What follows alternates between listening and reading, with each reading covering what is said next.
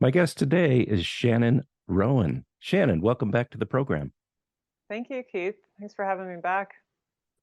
Hey, we've been worried about you. You've been displaced by fire recently, and you've had quite an ordeal. I would love to find out what's been going on.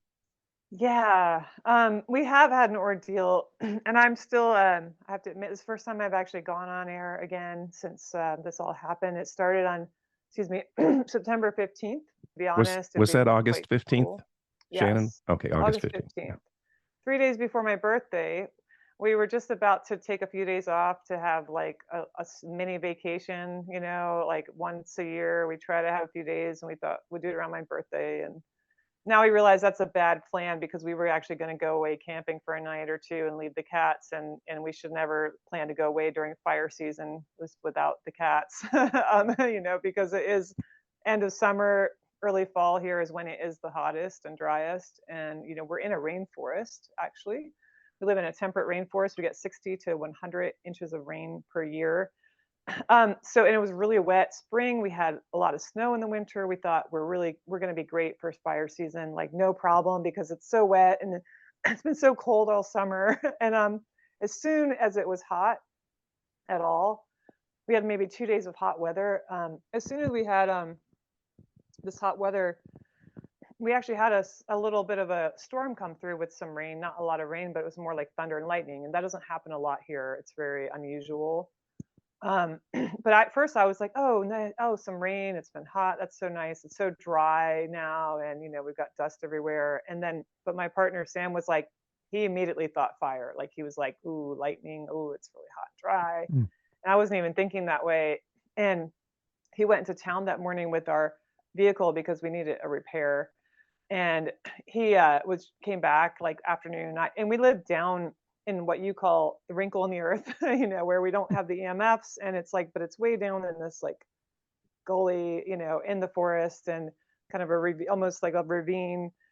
And we were right next to a creek, and I didn't smell any smoke, see any smoke, didn't know anything about fires, hadn't gone online because I have to go up the hill to get online.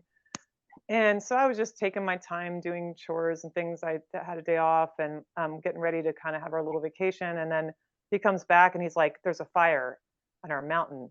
He's like, "I can see the smoke from the road." And he's like, and he was looking into it. He's like, "Yeah, it started right like on like right across from us." He's like, "It just started right there this morning." And I was like, we're like, "Oh no." And then, but it's funny. We didn't immediately panic or think we had to leave. We were like, well, we heard the helicopters, made some calls, and they're like, "Oh yeah, we're on it." We kind of had this response like, "Yeah, we know about it." It wasn't moving. It hadn't even burned an acre all day. Like, so this was several hours, no wind. Perfect opportunity to take like a helicopter with with some water and a bucket and just dump it on there. And but they didn't, because we found out later that we didn't have any resources. Apparently that one helicopter we have was used somewhere else, and they couldn't get it for at least 4 days. And nobody did anything except they had a helicopter enough to fly around and watch it. You paid for that, but apparently none of our local people were here. They were off in your state. They were saying they were in Idaho fighting fires, so we had nobody locally to do anything. Um, so later in the day, well, we decided to start getting ready anyway. We were like, okay, we might have to evacuate. Obviously, like it's close. We think they're going to just take care of it, but let's get ready. So we had our like little mini 6x10 cargo trailer, which actually we had converted to a camping kind of situation trailer in case we ever needed to live out of it, because of being Wi-Fi refugees, as I call us. You just don't know. And we did end up using it for 3 months a couple of years ago before we found our current situation. Well, we lived on it, out of it, on this property before we had access to the house. We're able to do repairs in the house. So we were like living in out of it before. But it's really small. It's not easy to do. But it's easier when you have like other land around you and privacy. And anyway, I won't get too much into that. But we were like starting to pack and thinking about like, okay, because the problem is you think, do I need to pack for long term or short term? And you kind of just have to say, well, this could all burn. So long term, or like, what's most valuable to you? That's what you think of. Like, okay, you grab that stuff first. Like, what can you not live without, especially long term? Or like, what do you really not want to lose in a fire? Um, so we were still taking our time because we were monitoring it. And then I came up again in the evening because we thought, okay, do we stay here tonight? Or there was no evacuation order yet or anything. And we're like, do we stay here tonight or do we just go tonight to be on the safe side and stay nearby somewhere at a campground? And we thought we're not going to sleep, and we can't where we live. We can't actually see that. We have to keep coming up the hill, 300 feet, you know. And so I'm like, well, let me just call them one more time. Call the sheriff's department because that was like where we were getting our information. And so I get up on the hill, make the call, and I'm watching the smoke, you know, from across the way. And after I got the call, because they're like, well, there's still no, they just told me, well, you know, they did tell me they don't have resources to do anything, but they're monitoring it and they don't have an evacuation order yet. You know, it's up to us. So I get off the phone, and as soon as I did, the wind kicked up and I saw these flames. It was incredible, like just start spilling down the mountain so fast. And I've heard about this before. I've never seen it, but it's like it was like liquid fire falling, you know, like in a waterfall. Like it was just and that meant it was on the other side of the road from us, but we were like first idea thought was like, well, it's gonna hit if it comes to the road, it's gonna block our one of our we had two ways to get out of here, but it would block one of those and make it harder for us to get out. The other way is a lot harder. It's not maintained road or anything. We don't know if we could even get our trailer through there. So I came down and both Sam and I looked at each other because he felt the wind increase. And we're like, we have to get out. I said, we have to get out of here right now. And then we kind of panicked. And I didn't really think I would panic, but we did a lot of stupid things and that we forgot to remove the propane tanks from the house. We left them right on the house, you know, things you just are not supposed to do when a fire is going to come through. So that after we got out and everything, I kept thinking about all the things we didn't do, and it really worried me. And that whole time we were evacuated, which ended up being 20 days, was like, you know, what about the propane, especially when we found out that the fire did come onto our property and come through the property. We had no idea if the house was left or what was left and if any of our things were left. So we really went through some horrible feelings there of like just imagining the devastation, not knowing, and all the things we didn't remember, you know. And you know, we're not wealthy people, and actually, any wealth I once had, I lost years ago when I became a refugee and had to keep moving and then losing work and not having jobs. And, you know, so, so we've been just, you know, hand to mouth existence. And so, you know, once we didn't have even our property to be on, we didn't have the job associated with it as caretakers. And also other work we had was just suddenly gone. Weeks of no work, you know, no idea where we're going to go if we lost everything. Getting all this different information when we're calling in to the authorities, you know, kind of getting the runaround, honestly, about things like people who just don't know what's going on. They're not even from here. They don't even know what I'm talking about when I say like where we live, and even hearing like from authorities that oh definitely lost some structures burned, and they say structure, it doesn't, we don't know if that means a shed or a house, and they won't even tell you the difference. um so yeah, actually we were um delightedly shocked when we found out that our homes, you know, our, I say homes because we caretake and there's the landlord's home as well, and they come out on their retreats. And so they were here still, you know, and because yeah, we finally got some like somebody on the inside who could tell us that, and we still didn't really understand what it looked like here. We had to wait several more days before they allowed us to come back up because of the hazard on the roads and the other. I mean, there's still fires around. There's still fires in our forest, so we were able to come back, but we're dealing with constant smoke and really heavy smoke right now, like in the mornings and evenings when it sort of settles. And there's all these like root stumps, you know, stumps and roots that are just smoldering, and they don't stop burning until like we get heavy winter rains. Like you just can't put them out. We actually spent hours with a hose on one trying to put it out because it was nearby. It was smoking. So it's just kind of a, we did finally get one of them out, but yeah, I mean, they're not able to go around and put all the roots all these stumps out. And so they are saying now that the weather's kind of getting drier and hotter again and windier, that some of these, even over the weekend, some of these stumps that were smoldering became active fires again. And then, they lit another, like a tree nearby, or like they're having to monitor that. And some of the fires, like south of us, they still can't access. They're saying it's too dangerous. So just a kind of it was really wonderful to come home. And then it was this kind of weird feeling of like, well, how long can we stay here? Do I have to be ready to evacuate again? I'm been like kind of crazily like clearing brush around the house because we cleared brush in other parts of the property as part of our job. We did a lot of that, and I think it did really save one of the buildings here from doing that work. But we never did that much around our house because we're by the creek, and it was always sort of like, oh, you're never going to get fire through there. It's so wet, and actually the fire burned right on by the creek. It just went through the creek, like something we never thought could happen. Um, but we have our gardens and our orchard and our home, and it's like a miracle to us. I mean, because and but so we have this feeling of like, oh wow, this is great, but now are we going to be able to keep it still, or do we have to leave again? I don't know. It's just been exhausting emotionally, and yeah, really a trying time. I guess that's the story.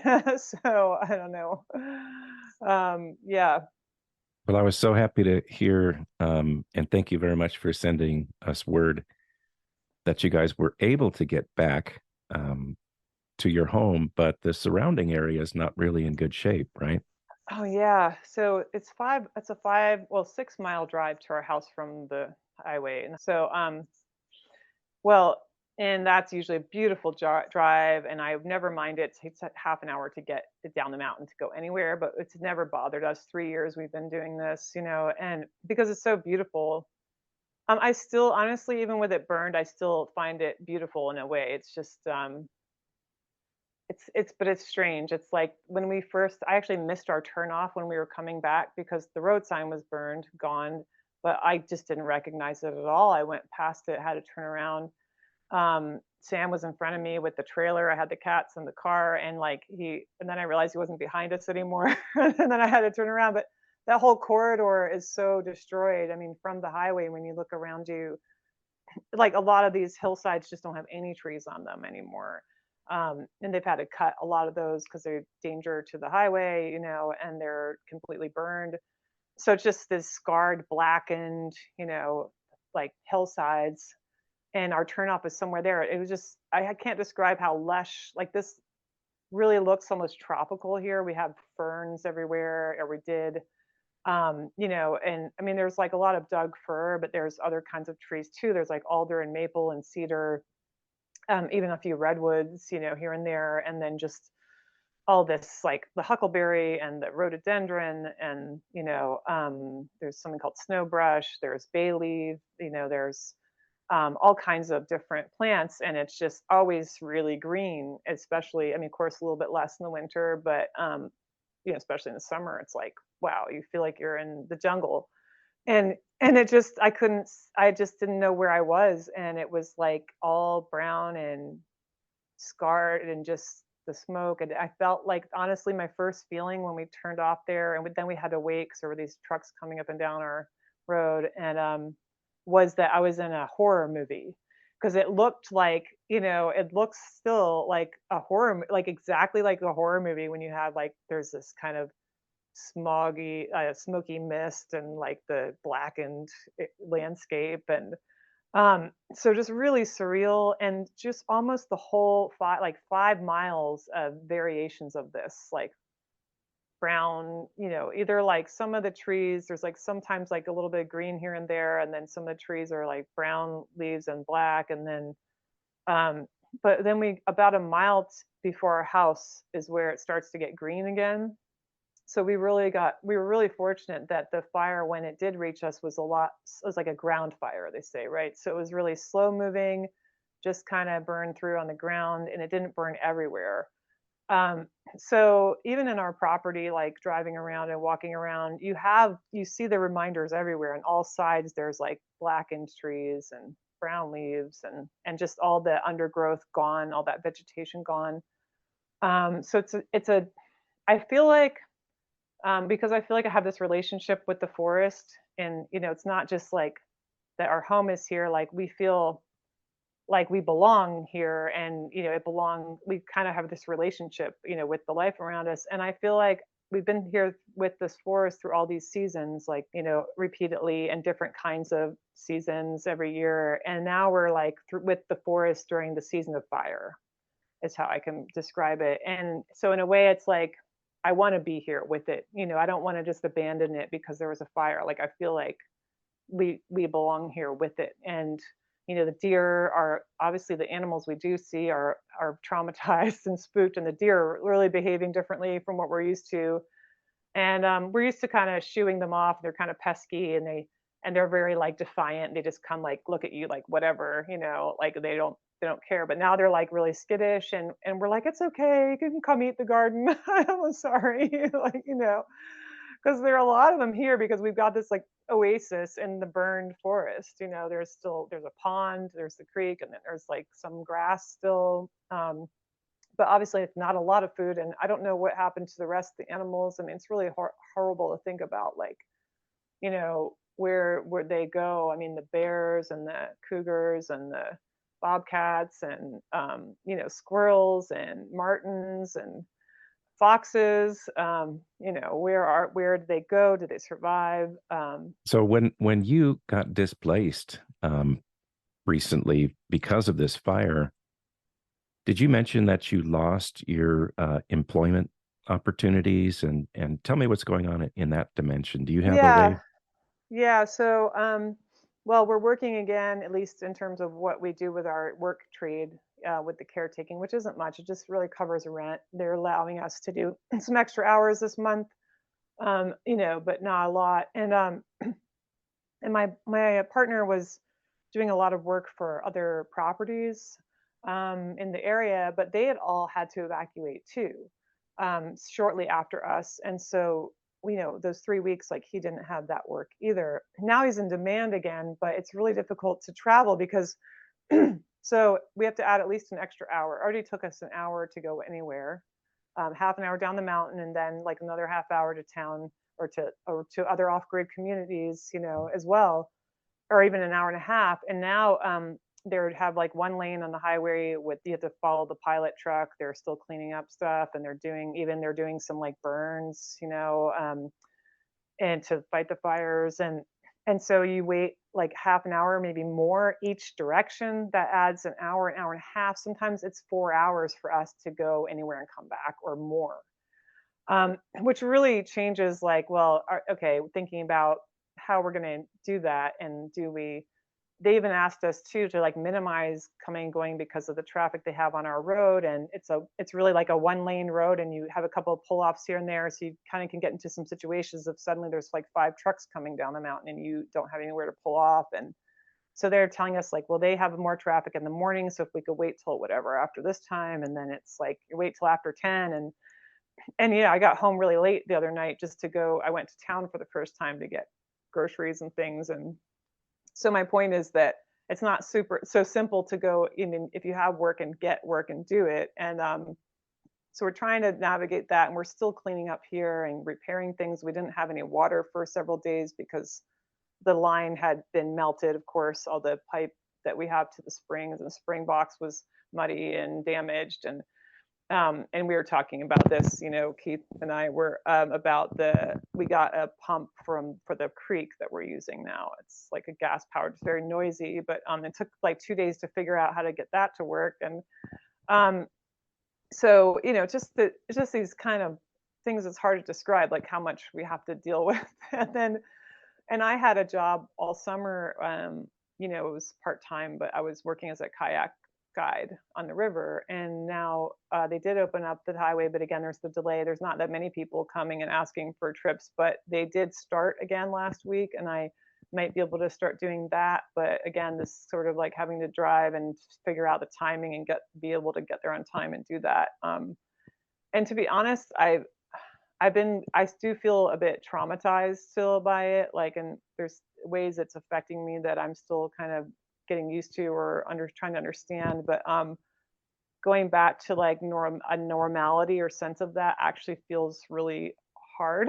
um, like, okay, I'll try to give an example. When we went grocery shopping, when we were displaced and living by the beach, I went and we didn't know when we had a house left or anything. I went into the store and I almost felt like I was going to have a breakdown. I couldn't really deal with the things there, the stuff in the store, and people just acting like nothing was happening. And yeah, it really hit me, and it hit my partner that way. It was really hard to function, even if you had work to do it, to focus and not have this emotional stuff come up. And so now I'm like trying to imagine, okay, I might later this week try to do a guided trip and how that's going to be, because you have a certain persona as a guide and, upbeat and I don't know. I mean, and I'm, talking about the river and all this stuff. I mean, how am I not going to talk about fires? Probably I will. I mean, the forest is still closed as far as I know in terms of the redwoods. Let's see if we can help people to understand.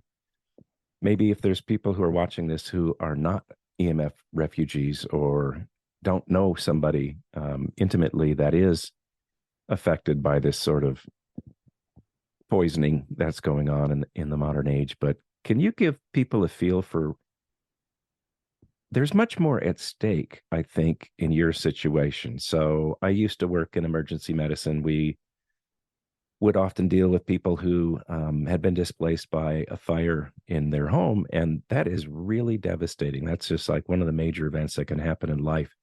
And if you know where to look, you can get a voucher for, move into a hotel for free that night and stay for a while and at least get your bearings. That's not available to people who are dealing with electromagnetic poisoning. There's a lot more at stake. And can you kind of give a feeling for what that's all about?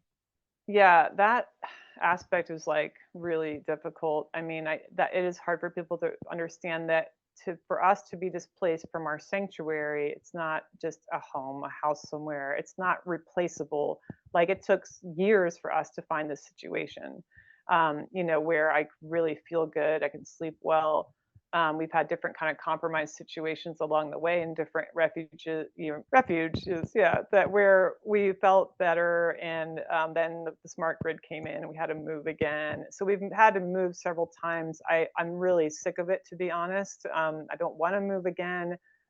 First of all, there's that, and then the fact that like finding somewhere else that is anywhere near as good as here is like next to impossible. Maybe there are places still, but I don't. It's not like you can just find them or that they're available. So my first worry was like, where are we going to go if we don't have a home left? I mean, we were even willing to come back to the burnt forest with no house to live in our trailer just to be away from the signals, even if the forest was burned around us, which also was a hard thing to think about, like how that would be, and would we rebuild? Could we rebuild? Would we want to? Um, so when we were even just away, the one kind of saving grace was that the trailer was already kind of naturally shielded. It's all metal. One thing we had to get was real aluminum screening. It just has like a nylon screen on the window, and so we noticed that the signal was coming in through there. We did have our meter with us. I noticed it anyway when we had moved. We had different spots we were in, and our last spot was what better. It turned out to be safer and more private in terms of people, but it had more EMF exposure with the towers were like line of sight. We were a little bit more shielded from towers at the other spots, but there turned out to be too many like shady elements at night, with drug activity and people partying and whatnot. So, so we were really glad to get away from that. But then we had this, I felt it immediately when I went in the trailer that my head was getting like hit with this and my eyes hurt, and usually I get this like pain in my eyes. It's very, unique.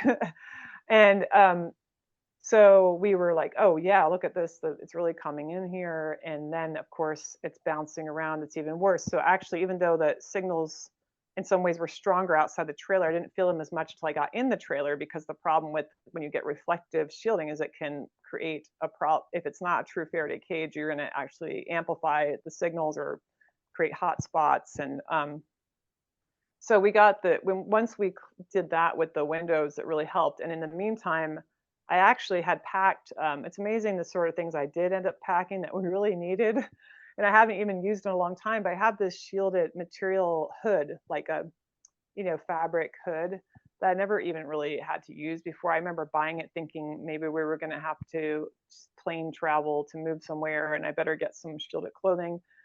Well, I got that hood out. I remembered I had it because I remember thinking about it when we were packing stuff. I was like, yeah, I should take this. And I put that over my eyes and everything. I slept a lot better. So that helped until we were able to shield the windows. But and it was just like the whole time we felt every day we were getting worse with our bodies doing weird things and feeling like, how much more can we take of this? And I'm saying we because I was the electrosensitive one when when I realized this and I got really sick and impacted in Washington, D.C., like 9 years ago. But my partner, because he had to give up his use of technology and wireless and EMFs when he came with me on our exodus, he realized that he gets affected too. And, he became more, not necessarily more sensitive, but more aware of that as he was away from it more. And I think everybody, if they had that opportunity to be away from it, they would feel the same way because we're all biologically basically equal, I mean, accepting, of course, we have different, challenges, each of us individually with different health aspects, but essentially we're the same, right? And we know that these signals disrupt cellular functioning, right? So everybody could get affected differently because it's affecting you on the cellular level. Um, so I remember my partner saying one day, "I'm turning into a zombie."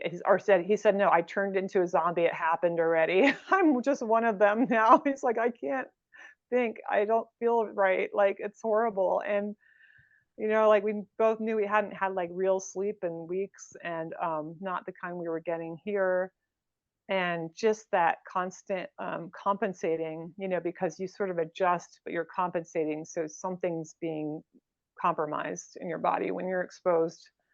And so when we got to come home, it was like immediate relief, and in a way that it's hard to describe, but it's like this burden that was always there, sort of, you know, um, constant stress on your body. And I don't mean just stress that you're not in your home, but stress on your body from something else, from these magnetic fields. And that relief was like, oh, and that night we slept so good and we've slept so good since then. And in a way, we've then noticed our like very real fatigue that we had sort of masked with the constant stimulation, because you're constantly stimulated and you feel like maybe you're not tired, but once your body has a chance to actually relax, you realize just how tired you are. So I still feel like I'm recovering and I'm tired, but I'm able to feel the tiredness. Like I wasn't even able to feel that before because of that stimulation that's just incessant.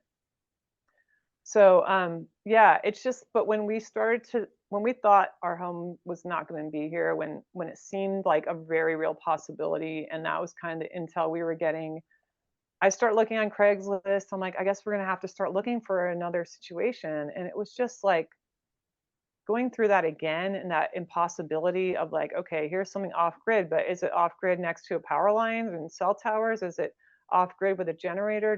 Are they using like crazy inverters with their solar? I don't know. And it's like, and then I'm also very chemically sensitive. So I have to ask those questions like, are you using chemicals for anything, like perfumes for anything, fragrances? Even with just paints, like has the house just been painted? Like, because I can't live in it if it was, and so there's so many criteria. In a way, like what we look for is something so simple, but it's very difficult to find, you Thinking know. from, Yeah. I think one way of looking at this for people who might be new to this is it seems like our land is being made uninhabitable, but it's being done in a way that's just beyond most people's level ability to understand.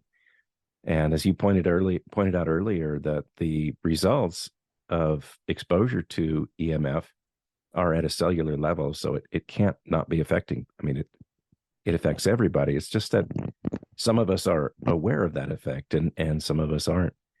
But people who have read your book, and if you haven't, I encourage people to read Wi-Fi Refugee, will know that this has been a multi-year odyssey for you and for Sam.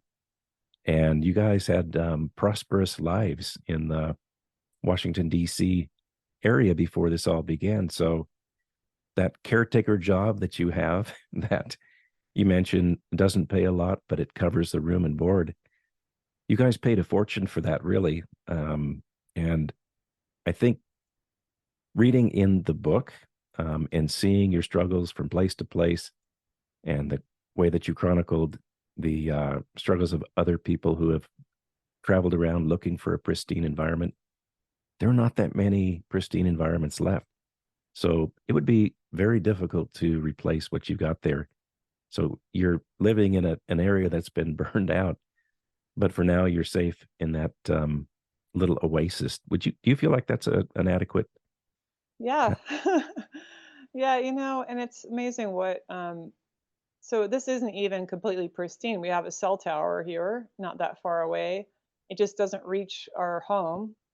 Um, and what one of my concerns about the forest burning was, okay, on the one hand, I thought it would be great if the cell tower burned because it'd be nice to just not have that at all. But I worried that if it burned, they would replace it with something crazier. They'd be like, oh, here's an opportunity to upgrade it, right? And so Right. now we got like more better signals, as they would think. There was 5G added, and so I thought, oh, but it can't burn because then they're going to do that. But maybe they'll do it anyway. Now that it's easier to access, here in the forest with the trees down, maybe they'll want to or maybe the excuse will be, we need more surveillance to, this is the problem with every all talks about any kind of managing the wilderness and resources comes back to let's use technology to manage, which means surveillance technology, which means adding more radio frequencies to these areas.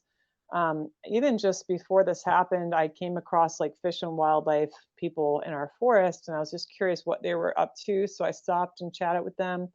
Oh, we're monitoring the fish populations. I'm like, oh, what are you doing for that? Because I told them I've heard of some weird practices like electrocuting the water, electrocuting fish so they all come belly up so you can count them. And doesn't that seem like that's not really healthy for them? Or for maybe it doesn't kill the fish immediately, maybe it kills them later, maybe it kills all the food that they were eating, like the little things, right? That definitely are getting killed by that if it almost kills the fish. And they're like, yeah, they said we don't do that very often, but they said we are catching fish and we're injecting them with RFID chips. So they're like, the ones you put in your pets, we're putting them in the fish so we can track them. And I was like, okay, well well, that's not good for the fish. I said, you know that a lot of pets die from those chips, right? Like that they're not healthy. And I told them the reason I moved out here. Cause I'm like, well, it concerns me because I moved out here to get away from this, and now you're adding this to the environment. They're like, oh, well, it's not constantly transmitting or anything. It's just we can scan them or something, right? But then I'm thinking, what if you're fishing and you catch one of these fish and you're eating the technology? You don't even know that. It's not like you're going to know that you're eating a fish with a chip in it. Um, Right. I mean, Right. it's just so bizarre to me. And it's but this is constantly the direction that we keep going in this insane direction of let's monitor and let's protect environment by adding technology that destroys it, that is really destructive, And so my fear is that that'll come into play somehow here, that it'll be well, we need more monitoring to prevent fires or to respond better, or you know so yeah, I mean, you can always have a place you find and it can be taken away from you. And I think the fires really brought that home to me again, just that, I mean, I had moments of real despair, of really dark moments, thinking I can't ever get away from this. I can't ever truly root myself somewhere and stay there and have a home. I can't rely on that. I have to be ready to flee for whatever reason, and it's a horrible feeling because it's you just want to be able to relax sometime. You don't want to have to feel like you're constantly fleeing something and you're constantly fighting for your survival and find, you want to thrive, you want to be able to give your body a break and do things besides like being focused on survival. And when you're constantly focused on survival, which I think more of us are in so many ways because of inflation, economic hardships, and trying to just get by, you can't then have that time or space in your mind or your life to contemplate like the bigger picture, agendas, like what's happening, how to fight it, how to stop it, how to gather together with each other and do something about it. Because you're like, well, I just have to get my family fed. I just have to be able to survive. And that always serves, the power structure, like their interest to keep us in that state, because then they can just keep doing their little deals and making their money and getting more power while we're just like scrambling and trying to, what's next? It's like always like, what's next? How do we get by just day to day? Before this So I, life, before this life interruption with the fire, and even now you guys are dealing with a lot of uncertainty. Did you feel with regard to your electromagnetic poisoning or EHS? I don't know how you like to refer to it, but did yeah. you feel like you were gaining resilience, staying the same, getting worse before this all happened from living in a semi-pristine environment? Oh, definitely gaining resilience. Yeah, because I wouldn't have able like this is the first job I've taken since we okay, I had like a remote job, administrative when we were in Arizona from that was linked to my job I had in DC until like that job collapsed. Like my boss died and we had to move. And then, but anyway, so the last 3 years I've just been doing the caretaking work and trying to write my books, selling books, writing books, doing podcasts. But like there was no way for me to think about doing a job outside of this environment somewhere, out there in the world. And so I was able to do this kayak job, which would have been unthinkable even a couple of years ago, I think, because, well, I'm outside and I'm on the river, and mostly there's like not even that many signals or anything, but people bring their phones with them. They also have their perfumes on them. Like, this is the kind of stuff that's like, and I have to be in the van driving them places, and everybody, like, soon as they get off the water and they go in the van, they all turn on their phones and they're looking at them, and we're in this metal thing driving down the road, and I feel it, but I can handle some of that because I can recover when I get home. And I feel like I have some more resiliency, but I felt like I was losing that again as I was displaced during those weeks. I definitely felt like I couldn't cope as much because it just was prolonged and I wasn't getting that recovery time. Um, but yeah, even with that, like when I do the kayak job, if I don't say anything about phones unless somebody wants me to carry their phones and like my dry bag and my boat, and then I say I need you to put it on airplane mode, and I tell them why. And so what's interesting is a lot of people they don't look at me like I'm crazy anymore like they used to. They actually go, oh yeah, that makes sense, I believe it. Like they're not like, okay, you're a total freak, which is definitely like the reactions I had 9 years ago.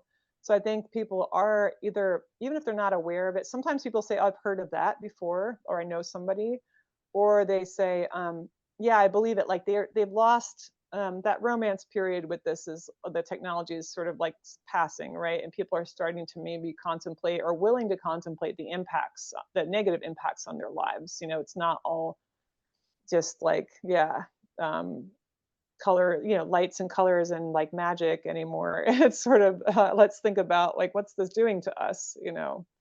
So it is, I do get a better response, and I do use that when I can as an opportunity to like to let people know, to educate them a little bit about this, and that, so yeah, this impacts me. Like, I don't use this technology, it hurts me, I get headaches, I feel it. So yeah, if you can put on airplane mode, and airplane mode is a good way to start with people, because I'm like, you can use it as you're using it out here on this trip for a camera, basically. You're not using it to make calls or texts or whatever, and most of the time you don't even get a signal. So you don't need it on like the transmitting mode. And I'm like, you can use all those functions on airplane mode, and then you don't have to be irradiating yourself while you're doing it. Do you have any advice for people? You've been at this for 9 years, trying to carve out a place where you could gain resilience and you could avoid the poisoning that's going on. And you've learned a lot of things together. And Sam has discovered that he's maybe always been sensitive, but at least he kind of sees the difference of himself with and without non-native EMF. But people who are just beginning, that maybe just tumbled out of their normal life, if you will, and they're looking for what is the answer. Do you have any quick advice for what people would do in that situation? Like, so they're still, say they're living in a city or whatever, Say, and they, say yeah, they're living in a city, they have a normal job, they've discovered that their life is better without EMF, but their whole reality depends on their exposure to EMF, and they realize they're getting sicker and sicker and sicker because of it. They're struggling with the cognitive dissonance of, is this me? Do I yeah, need to take a vitamin pill, or right. what Is do it I need to do? menopause? Right. Right, right. Yeah, I love that one. We're always told it's menopause, even when we're like in our 30s, as women. Yeah, I mean, there's always like the first steps. I always say, obviously, like to hardwire everything because you can do that. Still, it gets trickier because all the new devices, as they're calling them, whether it be a tablet or a laptop or whatever, seem to come without Ethernet ports. So they're like minimizing their, this they're making it harder, but it's not impossible. You can get adapters for the Ethernet to the USB. If you need to use Ethernet to your modem, you can turn off the Wi-Fi in the modem. I mean, you have to probably call the provider for your internet.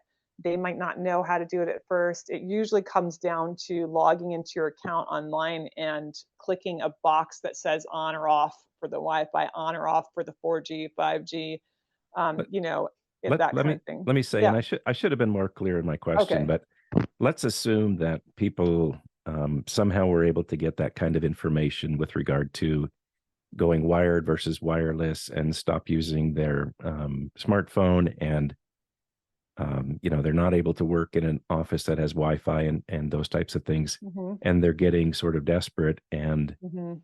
would you advise them to try to find a wrinkle in the earth while they still have some resiliency? Would you advise them to See what you just mean. hit the road and get in a forest? Or I'm talking about Yeah. the very big picture of Yeah. what is survival going to look like from a big picture. Now that you've been on the road for, well, not on the Yeah. road, but you've been dealing with this for 9 years. Yeah. So yeah, I see what you mean because the thing is that, um, and my real opinion is that like wiring things only gets you so far, and it is not going to turn off the smart grid around you. Your neighbor's meters, your neighbor's Wi-Fi, your cell tower on the hill, like those things are really impactful and devastatingly so, I think, and more than people want to admit or look at. Um, it would be ideal. I mean, I don't know how many people there are in the world that can be have that much foresight and wisdom to be like, I'm still okay now. I don't want to get worse. Let me get out of here.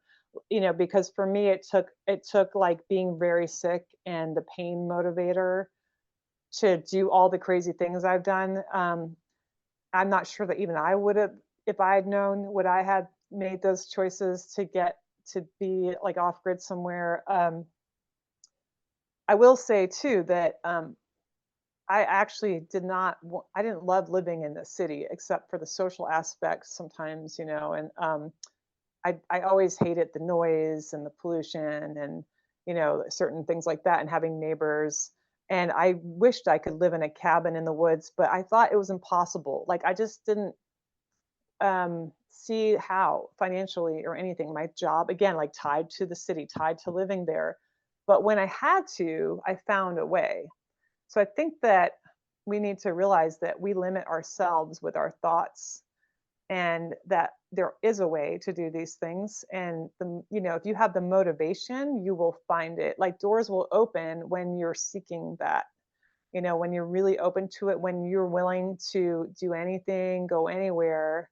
something will happen. I mean, I still believe this as it even gets harder and harder that you have to believe this. You have to have that hope. I mean, otherwise, what do you have? But it's like there is another aspect to our world that I think is an intangible, energetic, spiritual, whatever you want to call it, where we do manifest things in some way. We do have some kind of power over our destinies and our world. And I think more of us need to believe that and to take that kind of action and sort of responsibility. Like, okay, what do we want our world to be like for not just ourselves right now, but like our children and the next generations?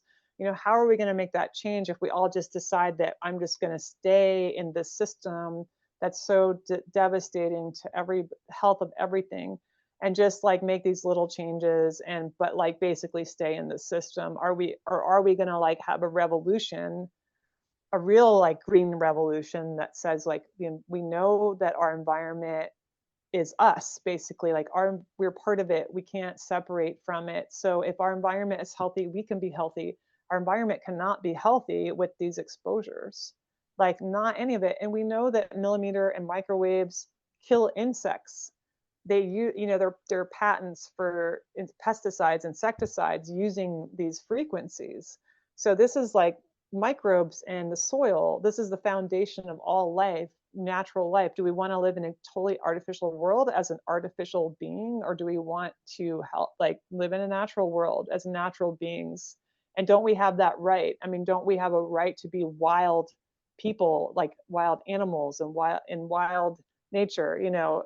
It seems like we don't have that right anymore to be wild and to be free in that sense.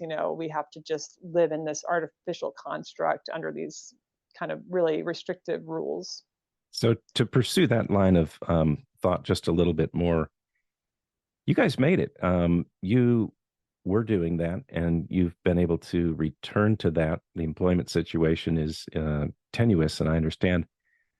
But you were living very simply. You were not living the more technology is better, even apart from the non-native EMF exposure. You guys are living very simply, Yeah. and it's not a bad life, It really, right? isn't. No, it isn't. And the only thing that is we're still like sort of debt is sort of followed us through this. And I think that and we do have a plan now to get out of that.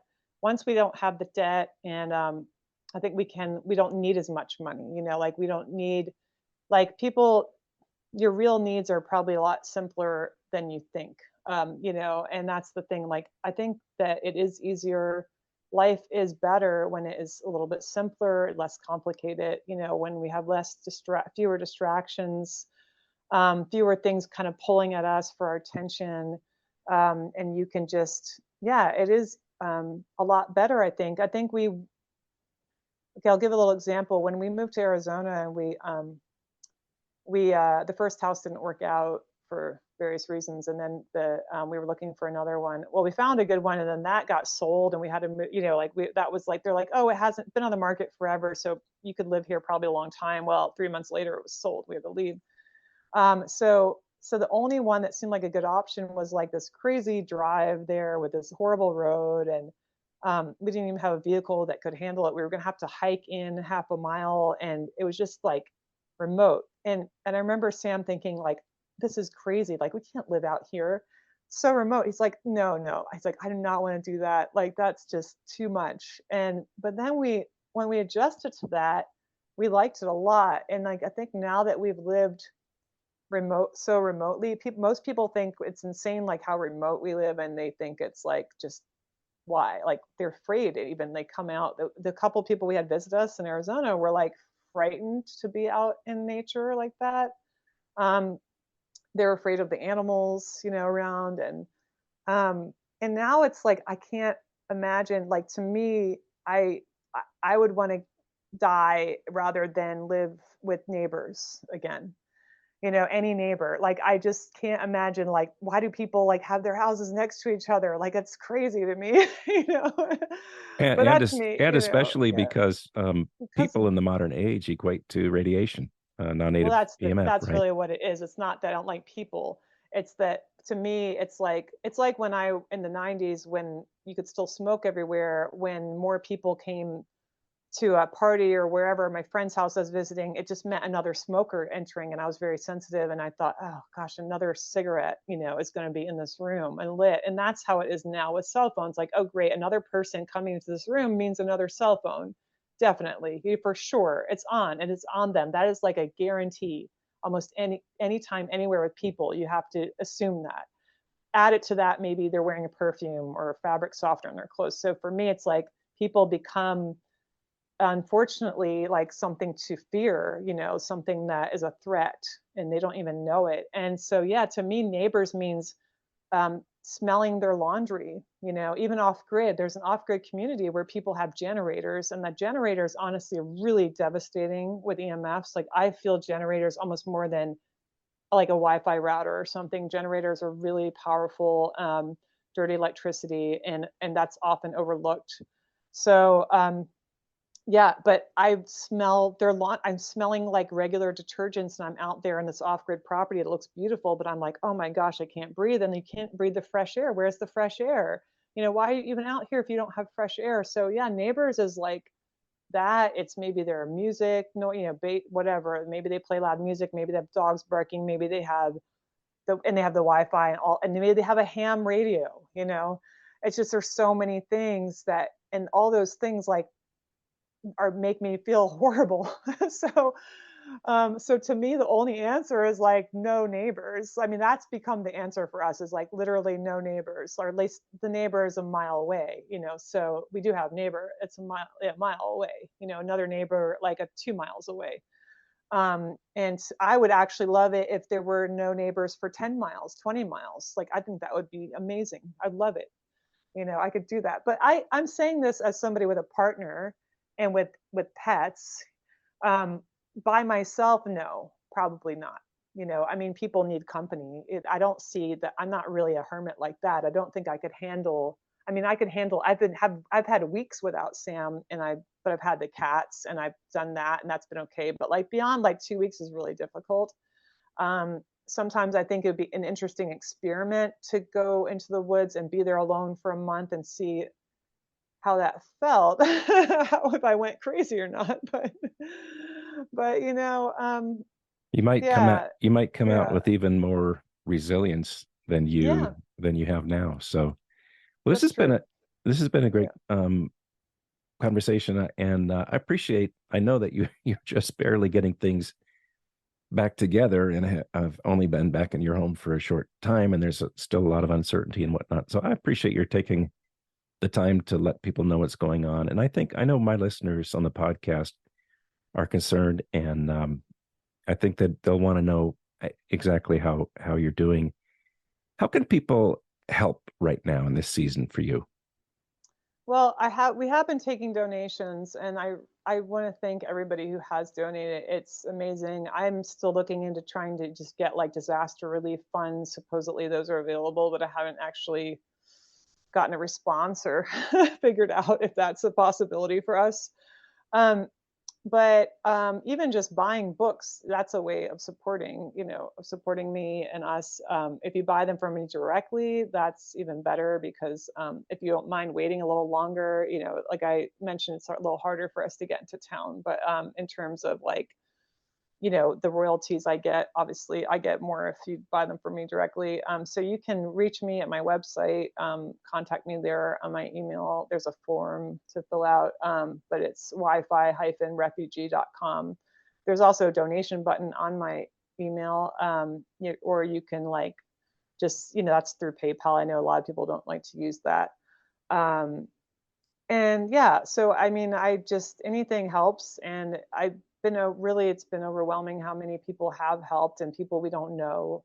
um and yeah, because it's going to be unsettled for a few weeks, I'm sure, and we won't have that regular employment and um just ability to get around. And I do still have to be we still have to be ready to evacuate again, potentially. I hope that the fire, I mean, it seems like shouldn't come burn back through here, but we don't know because there's fires on all sides still, and the wind shift, and like it didn't all burn around us, so there's stuff to burn if it did come back. I hate to think that way, but I guess I have to.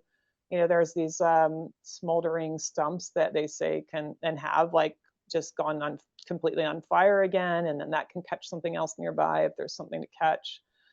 So, I mean, with 2,000 personnel here now, when we started with zero, hopefully they will not let that happen, and we haven't had any like evacuation notices again, So, we have to we have to be ready, and we started moving everything back in from the trailer, and then I was like, oh wait, I started putting it back into the trailer again because I realized like, wait, we're doing this a little too soon because we don't know that we can totally just stay here. I really don't want to face that again. But I guess we will if we have to. And I think I will feel a lot better and less stressed out once we start really having some rain, which comes generally like October, mid-October. It's sort of like when it just starts raining. And then, I mean, then there's no way there's going to be fires after a few days of like a few inches of rain. That's what we really need. So pray for rain, early rain for us. That would be a good way to help. It really works. I think I'm not like a religious person, but honestly, I do feel that we have a home because so many people like kept us in their thoughts and visualized for us having a home left.